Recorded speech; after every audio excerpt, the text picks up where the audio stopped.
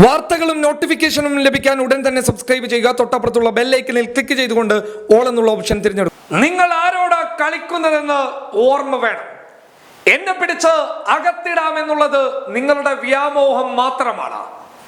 എന്നെ ജയിലിലാക്കാൻ നിങ്ങൾ വരൂ. നിങ്ങളെ കൊണ്ട് സാധിക്കുന്നെങ്കിൽ അത് നടക്കട്ടെ. എന്റെ രോമത്തിൽ തൊടാൻ വേണ്ടിയിട്ട് നിങ്ങളെ കൊണ്ട് പറ്റില്ല.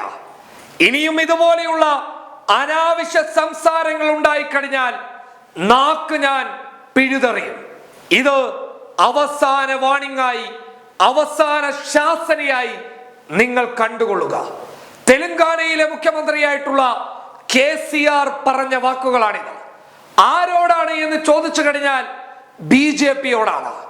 ഈ രാജ്യം ഭരിക്കുന്ന കേന്ദ്ര സർക്കാരിനോടും BJP-യുടെ നേതാക്കന്മാരോടുമാണ്. എന്തിനും ഏതിനും പിടിച്ചകത്തിടാൻ വേണ്ടിയിട്ട് നടക്കുന്ന അമിത്ഷാ അടങ്ങുന്ന നേതാക്കന്മാരോടാണ്. സംസ്ഥാന BJP അധ്യക്ഷൻ, അതായത് തെലങ്കാനയിലെ BJP-യുടെ സംസ്ഥാന പ്രസിഡന്റ് ഒരു രൂക്ഷ പ്രതികരണം നടത്തി. തെലങ്കാനയിലെ മുഖ്യമന്ത്രിയായിട്ടുള്ള ചന്ദ്രശേഖർ റാവു അധികം കളിച്ചു കഴിഞ്ഞാൽ പിടിച്ച് ഞങ്ങൾ അകത്തിടും, ജയിലിലാക്കും എന്ന്. അതിന് കൊടുത്ത ചുട്ട മറുപടിയാണ് ഇത്. ഒരുപക്ഷെ ദക്ഷിണേന്ത്യയിലെ ഒരു മുഖ്യമന്ത്രി ഇത്രത്തോളം ശക്തമായ ഭാഷയിൽ പ്രതികരിച്ചത് ചിലപ്പോൾ ആദ്യമായിരിക്കാം. ഉത്തരേന്ത്യ പിടിച്ചടക്കിയതിന്റെ അഹങ്കാരം ദക്ഷിണേന്ത്യയിലും കാണിക്കാൻ ശ്രമിച്ച BJP-യും സംഘപരിവാരും ഒരേപോലെ ഞെട്ടിയ ശക്തമായ വാക്കുകൾ. സ്റ്റാലിനോടൊപ്പം കട്ടക്ക് ദക്ഷിണേന്ത്യയിൽ നിൽക്കാൻ KCR-ഉം പിണറായി വിജയനും ഉണ്ടാകുമ്പോൾ BJP-ക്ക് ദക്ഷിണേന്ത്യ പിടിക്കുക എന്നുള്ളത് പ്രയാസകരമായിട്ടുള്ള കാര്യം തന്നെയാണ്. KCR രണ്ടും കൽപ്പിച്ചിട്ടിറങ്ങിയ ഈ സമയത്ത് കർണാടക മാത്രമാണ് ദക്ഷിണേന്ത്യയിൽ BJP-ക്ക് ആശ്വസിക്കാനുള്ള ഏക ഉറവിടം. വേറെ ഒന്നുമില്ല.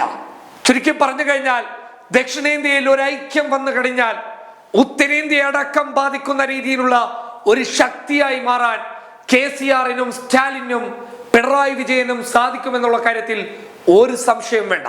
ഇവിടെ കൃത്യമായ ഒരു നീക്കം നടക്കുകയാണ്. ദക്ഷിണേന്ത്യയിൽ ശക്തമായ പ്രതിപക്ഷം മുന്നോട്ട് വരുമ്പോൾ അമിത്ഷാക്കും മോദിക്കും തലവേദനയായി മാറുകയാണ്. നോക്കൂ, തെലങ്കാനയിലെ മുഖ്യമന്ത്രി KCR എന്ന് പറയുന്നത് അങ്ങനെ ചെറിയ സീറ്റിൽ വിജയിച്ചു കയറിയ മുഖ്യമന്ത്രിയൊന്നുമല്ല. ഒരു പ്രളയം പോലെ കടന്നു വന്ന് തിരഞ്ഞെടുപ്പിനെ ഒരു പ്രളയം പോലെ നേരിട്ട് ശക്തമായ നേട്ടം കൊയ്തെടുത്ത ടീം തന്നെയാണ് TRS എന്ന് പറയുന്നത്.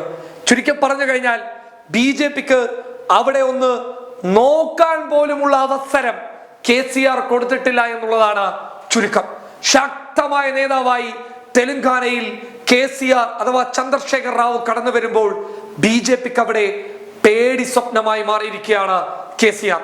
എന്തായാലും ദക്ഷിണേന്ത്യയിൽ ഇങ്ങനെയൊരു പ്രതിരോധം മുന്നോട്ട് വരുമ്പോൾ ഉത്തരേന്ത്യൻ രാഷ്ട്രീയത്തിൽ അടക്കം ഈ പ്രതിരോധം ചർച്ചയാക്കപ്പെടുകയാണ്.